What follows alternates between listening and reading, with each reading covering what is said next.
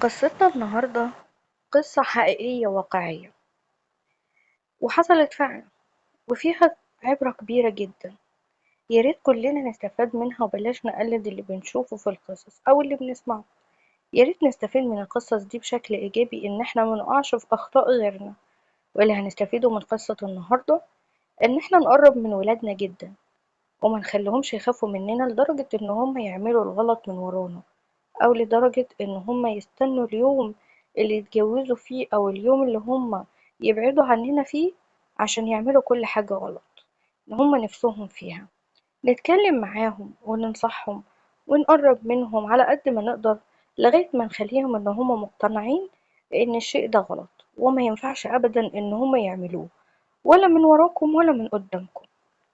قصتنا النهاردة بتقول: أنا اسمي عزة، عندي 21 سنة، من القليوبية.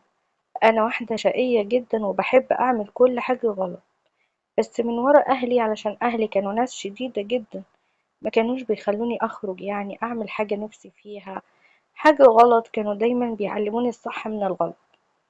بس أنا كان نفسي وكان في دماغي دايمًا إن أنا شايفة إن الشيء ده حلو، أنا عايزة أعمله، مش حابة أبدًا إن أنا أمشي برأيهم أو إن هُم يسيطروا عليَّ.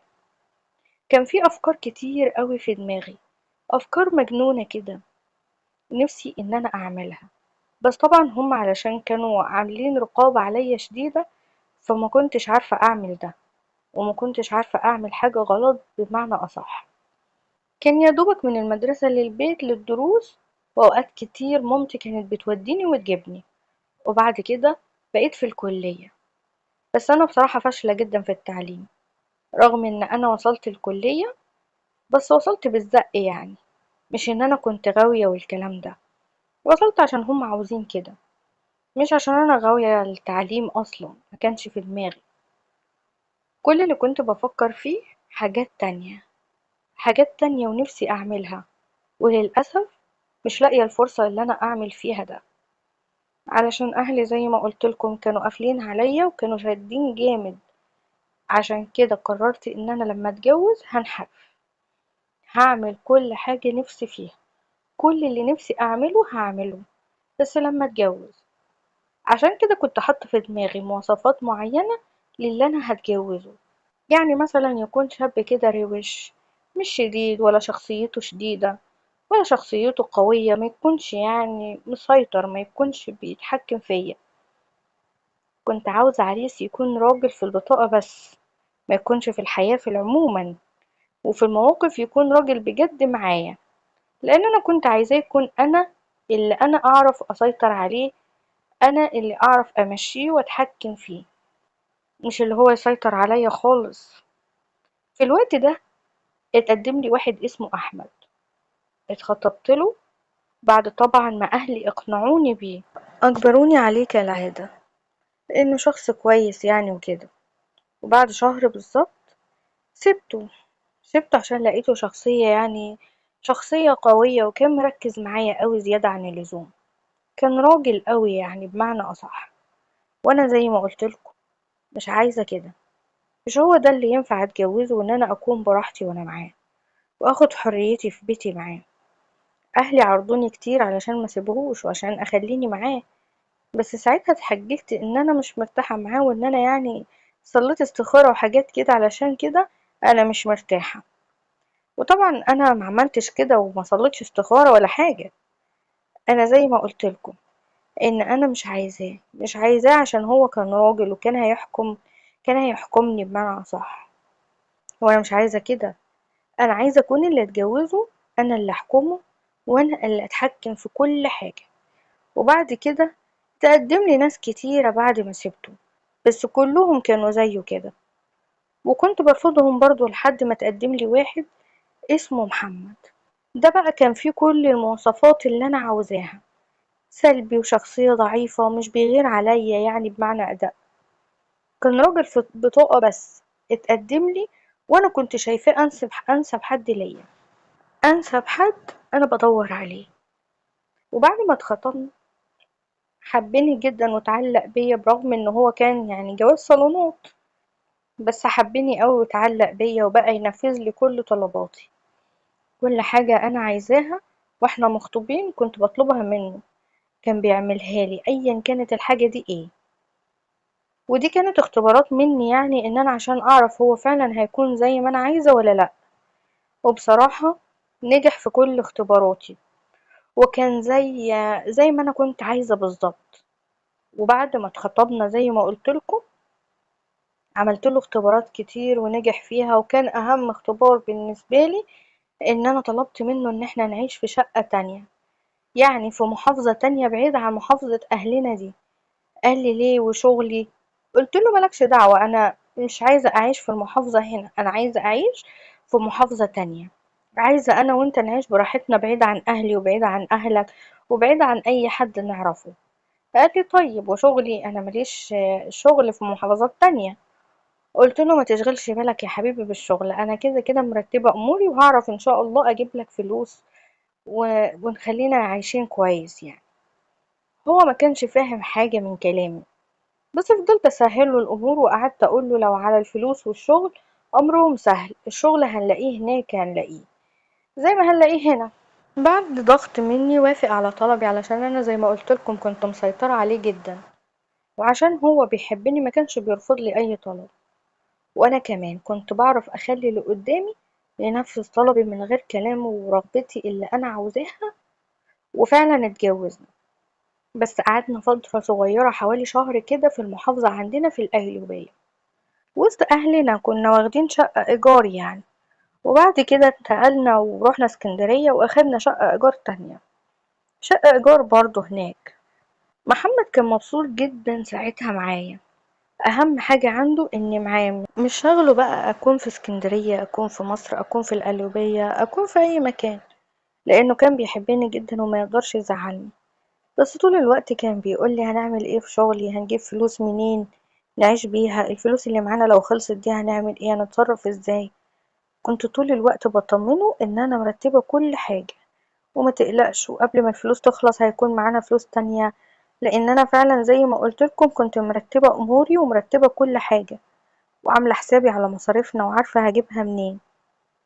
عشنا في اسكندرية في عمارة حلوة قوي ومنطقة حلوة جدا، والسكان فيها احلى حاجة ان كل واحد كان في حاله، مفيش حد ليه دعوة بحد. وبالنسبة لي هو ده اللي كان مطلوب، أنا كنت عايزة أقعد في مكان محدش يسأل عليا ولا نسأله على حد، محدش يعرف عننا حاجة، عشان نعرف نقفل بابنا على نفسنا ونعرف نعمل اللي أنا عايزاه واللي أنا بخطط له في الوقت ده. كان عدى حوالي شهرين من جوازنا. محمد بدأ الفلوس اللي معاه تخلص، وأنا كنت عمالة في الفترة دي عمالة أبيع في الدهب اللي معايا حتة حتة، والدهب برضو كان قرب يخلص ساعتها. أنا بدأت أتابع محمد وأراقبه كده وأشوف تصرفاته معايا، هل هينفع أطلب منه اللي أنا عايزاه ولا لأ. بدأت إن أنا أعمل حاجات بقى يعني تثير غيرته شوية كده وأشوف هيغير ولا لأ يعني. بقيت مثلا لما أجي أنشر الغسيل أطلع البلكونة بشعري، أطلع البلكونة بهدوم مكشوفة، أفتح الباب مثلا للبواب وأنا لابسة عريان. كل ده لقيت جوزي مش بيتكلم، والموضوع بالنسبة له عادي لدرجة إن أنا بقيت أهزر مع البواب، والهزار بقى يعني يطول بالإيد. وساعتها محمد كان ولا بيتحرك ولا في دماغه، عادي يعني. معرفش بقى دي كانت ثقة زيادة منه ولا كان هو أصلا طبيعته كده، يعني مش غيور ومش راجل، مش عارفة. بس بعد اللي هحكيهولكم كله في الآخر هتتأكدوا إن هو فعلا ما كانش راجل. ساعتها كان بيشوف كل تصرفاتي الغلط دي، وطبعا غلط مش مع حد، يعني هو البواب وبس اللي كنت بتطول معاه بالإيد، لكن طلوع البلكونة والحاجات اللي كنت بعملها دي بشعري وعريان كان كل ده بيشوفه، وكلها كان ما بيعلقش عليها، وكلها كانت بالنسبة لي اختبارات ليه، وكلها كانت زي ما أنا عايزة بالظبط. ما كانش بيتحرك ولا كانش بيزعل ولا كانش بيتضايق. من هنا بقى أنا قررت إن أنا أبتدي أعمل اللي أنا عايزاه، وإن أنا أفتح محمد في اللي نفسي أعمله واللي نفسي أعيش فيه من زمان، واللي هو أنا من صغري نفسي فيه، اللي هي الحرية الكاملة، أعمل كل اللي نفسي فيه من صغري حتى لو كان غلط.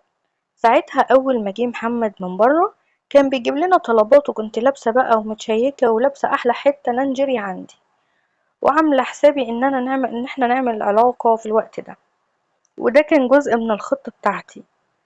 محمد طبعا أول ما شافني قعد يقول لي ايه يا بنتي الحلاوة دي، مالك بقيتي جامدة قوي كده والكلام ده. بقيت اقول له انت اول مرة تشوفني؟ قال لي لا، كل مرة بشوفك بتكوني احلى من اللي قبلها. وساعتها كنت مجهزة فلاش عليها افلام اباحية. قلت له انا نفسي اتفرج عليها معاك. قال لي ايه دي؟ قلت له دي افلام. قال لي اللي نفسك فيه انا هعملهولك، يلا شغليها ونتفرج. وفعلا ساعتها شغلتها وحضرت العشاء واتعشينا وبدأنا نتفرج على الفلاشة، واتفرجنا وبعدها عملنا العلاقة واحنا مع بعض. ساعتها بقى واحنا مع بعض قلت له كفاية يا محمد انا مش مبسوطة. ساعتها اتخض وقام بسرعة وقال لي يعني ايه مش مبسوطة؟ قلت له مش مبسوطة في العلاقة. قال لي يعني ايه، ازاي يعني؟ قلت له معرفش، بس انا حاسة ان انا نفسي نغير الملل اللي احنا فيه ده. قال لي يعني ايه؟ قلت له يعني ايه رأيك لو نعمل تبادل؟ قال لي يعني ايه تبادل؟ قلت له يعني ايه رأيك لو نجيب ناس متجوزين زينا ونبدل معاهم، انت تاخد مرات الشخص ده وانا اخد الشخص التاني. ساعتها محمد استغرب قوي من كلامي، وكان اول مرة يسمع عن حاجة زي دي، وسألني هو انا عرفت الكلام ده منين، وازاي اصلا الكلام ده جه في دماغي، هو ده كده مش حرام وعيب؟ قلت له لا، ده ناس كتير قوي بتعمل الموضوع ده وبتعرف الموضوع ده، وانا عرفته من على النت. انا معايا تليفون من وانا صغيرة، من وانا في اعدادي، والتليفون ده كنت بفتح عليه نت وكنت بفتح يعني كل حاجة، وكنت بشوف كل حاجة انا عايزاها، وكنت بتفرج على الافلام دي من وانا صغيرة. قال لي ايه ده، ازاي كده؟ قلت له عادي، اهلي كانوا سايبيني براحتي وكنت بتفرج على التليفون، هما كده كده كانوا شادين عليا في النزول والطلوع والخروج بس، لكن التليفون كانوا سايبين لي التليفون طول الوقت معايا، يعني اسلي نفسي في البيت ادام كده كده ولا بنزل ولا بروح ولا باجي، يبقى التليفون اسلي نفسي بيه. قعد يقول لي واهلك كانوا عارفين انت بتتفرجي على ايه على التليفون؟ وقلت له لا طبعا، هما كانوا بيبقوا سايبين لي التليفون بتفرج، بفتح اليوتيوب اتفرج على اي حاجة، يعني على مسلسل، على فيلم، على اي حاجة انا عايزاها. هما ما كانوش يعرفوا ان انا بجيب ايه وبتفرج على ايه. وانا بصراحة يا جماعة كان نفسي قوي اجرب الحاجة دي، وكان نفسي يبقى معايا فلوس كتير لان عرفت ان المواضيع دي بتجيب فلوس كتير جدا. ساعتها عرفت محمد وقلت له ان الموضوع ده مش بس احنا هنغير وهيبقى لينا متعة وهنبقى بنجدد والكلام ده، لا ده كمان يا محمد بيبقى يعني هيبقى انت مش محتاج ان انت تنزل شغل ومش محتاج ان انت تتحرك من البيت اساسا، يعني هيبقى الفلوس هتجيلك لغاية عندك. قال لي ازاي؟ قلت له يعني احنا هنعمل الموضوع ده من باب التغيير ومن باب المتعة وكده، وفي نفس الوقت الناس اللي هتيجي دي هتديلنا فلوس، مش هيبقى ببلاش. قال لي ايه ده بجد، معقولة؟ قلت له اه